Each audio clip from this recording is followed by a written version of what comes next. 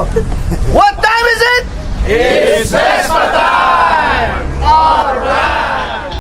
Hi, I'm Jay. I'm a Vespa rider and proud member of Vespa Club of Lipa.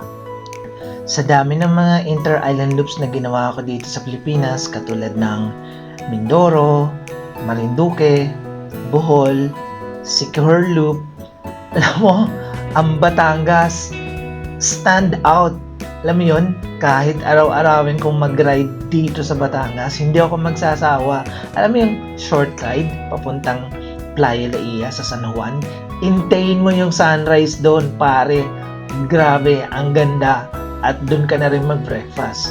And then after that, diretsuhin mo na yan papuntang Lubo. And then umakyat ka na rin ng Monte Maria. Pagkatapos mo magsimba, ang daming mga activities na pwede mong gawin doon. Sunset baka mo. Hindi ka mawawalan ng pwesto dito sa Batangas sa pag-iintay ng sunset.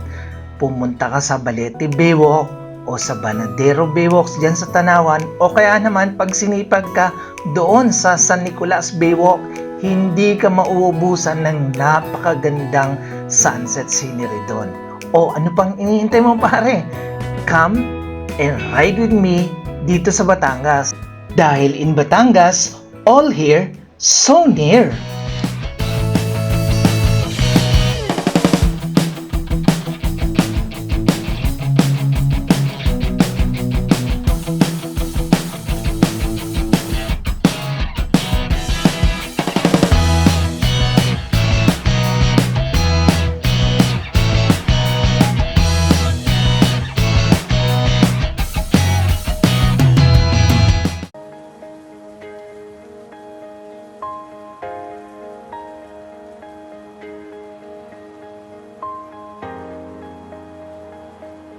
Huwag muna tayong umuwi.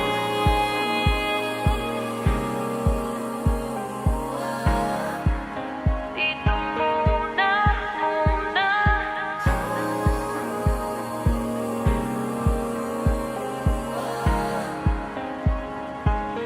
Huwag muna tayong umuwi.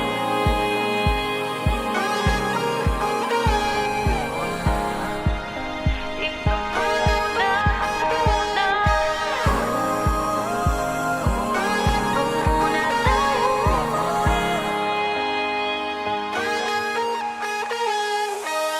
Magkahawak kamay, naglalakad sa may dalampasigan. Saksi ang alon at buwan.